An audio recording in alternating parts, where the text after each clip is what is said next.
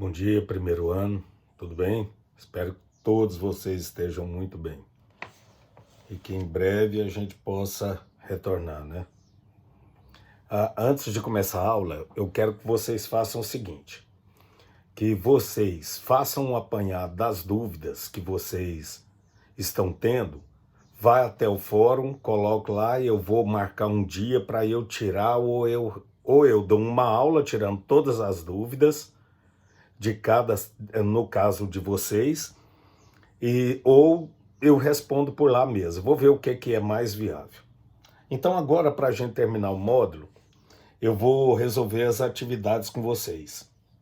Não se esqueçam, módulo 1, capítulo 2, página 20, 21, 22 e 23. É muito tranquilo, tem uma questão só subjetiva, da página 20. Ele fala o seguinte, não se esquecendo antes da gente começar, para vocês se lembrarem, olha aqui o que nós vimos. Crenças verdadeiras, cotidiano e conhecimento, ver para crer, pensar e ser, relativismo e refutação, e depois a respeito de Kant. Então, segura aí. Kant procura a questão número 1. Kant procura demonstrar que os seres humanos são livres, apontando para as contradições em que cairíamos se não fossem livres. Que críticas você faria ao conceito de liberdade e autonomia de Kant? Então, ele está falando dessa liberdade e essa liberdade com contradição. Agora, quais as críticas que nós, então, faríamos a respeito disso? Se ele está perguntando quais as críticas você faria, então é uma resposta pessoal. Então vai caber muito do que você viu aí para você responder. Então você vai ter que utilizar liberdade, determinismo, autonomia, heteronomia, que isso tem o quê? Está dentro do capítulo que fala aí a respeito de Kant. E também aborde a possibilidade, essa impossibilidade da liberdade e da autonomia dos moldes kantianos. Então não se esqueça, mais uma vez, essa discussão que há da liberdade, determinismo, autonomia, heteronomia, que tem dentro do capítulo. E também se posicionar da possibilidade à impossibilidade, da liberdade e da autonomia, dentro dos moldes kantianos. Ok? Número 1, da página 21. Essas questões, elas estão muito tranquilas, eu as vi várias vezes para olhar aqui para vocês. Primeiro ele coloca uma associação, tá assim, filosofia da linguagem, lógica, filosofia política, ética, estética, epistemologia, ontologia. Se você voltar um pouquinho as páginas atrás, vai estar lá o conceito de cada um, então fica fácil. No caso, filosofia da linguagem. Investiga o conhecimento por meio de suas expressões de fala e de escrita. Tá muito claro, né? Não tem nem o que explicar disso. Lógica. Investiga as regras do raciocínio correto, a lógica das coisas e do mundo. A própria palavra, tem palavra aí que já faz referência ao que é. 3. Filosofia política. Investiga a sociedade e suas formas de organização. Nós estamos vendo aí num momento bem único também, onde nós temos vivido uma briga aí da política, que está havendo apoio, não apoio, tira porque não apoia o governo, tira ministro, e se olhar nada mais é do que isso. Investiga a sua sociedade e as suas formas de organização. Ética. Investiga os princípios da conduta humana. Estética. Investiga questões como a percepção, o belo e o sublime. Acho que foi na última aula que nós vimos isso, né? Epistemologia. Essa já foi um pouco antes. Investiga o melhor método de conhecimento, bem como o entendimento humano e as suas limitações.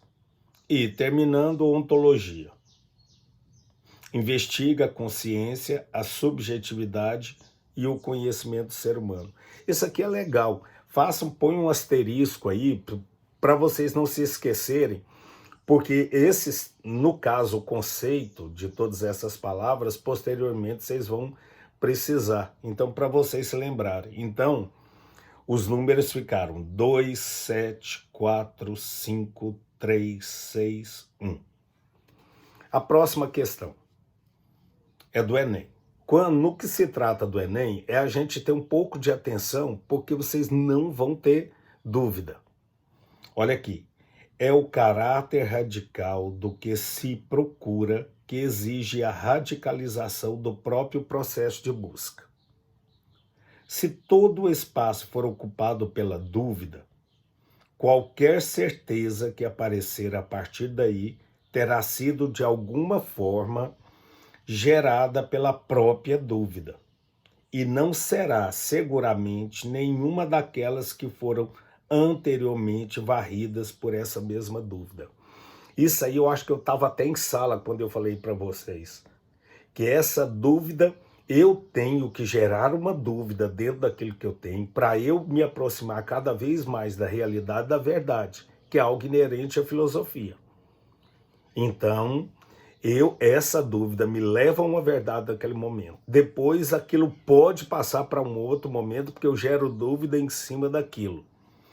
Olha a questão. Apesar de questionar os conceitos da tradição, a dúvida radical da filosofia cartesiana tem caráter positivo por contribuir para o a. Então ele vai falar que é positivo, que essa dúvida é positiva. Aí tem assim, dissolução do saber científico. Não preciso nem comentar sobre isso. Recuperação dos antigos juízos. Exaltação do pensamento clássico. Surgimento do conhecimento inabalável. Fortalecimento dos preconceitos religiosos. Então vocês vão ver que muitas questões aí, A, B, C e E, elas estão muito fora. Ficou a letra D, surgimento do conhecimento inabalável. Aí você pode perguntar assim, professor, mas se pode vir uma verdade, porque eu vou questionar de novo, como que é inabalável? Inabalável porque naquele momento que eu duvidei e que eu cheguei, que eu me aproximei da verdade, da realidade, do conhecimento, aquilo naquele momento é inabalável. A partir do momento que há uma nova investigação, aí as coisas mudam. A partir daí, quando eu começo a fazer, então, novos questionamentos, é que as coisas mudam. O aprofundar agora. Estados Unidos e Rússia voltam a bombardear áreas dos Estados Islâmicos. Ao lado dos aliados norte-americanos fizeram 42 ataques e russos 70. Ataque russo deixou 36 mortos, informa ONG. Aí tem a referência de onde tirou, portal G1 e tal. Com relação ao tema dessa notícia, temos a possibilidade de reflexão filosófica nas áreas. Aí você vai pegar a primeira questão para ver que área que é. Essa, então, é muito fácil. Porque se eu estou falando de política da Rússia quanto dos Estados Unidos, é óbvio que tem inserido contexto político.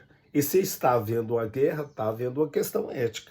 Então é aí o quê? Da ética e da filosofia política. Acredito que não tem dificuldade nenhuma, né?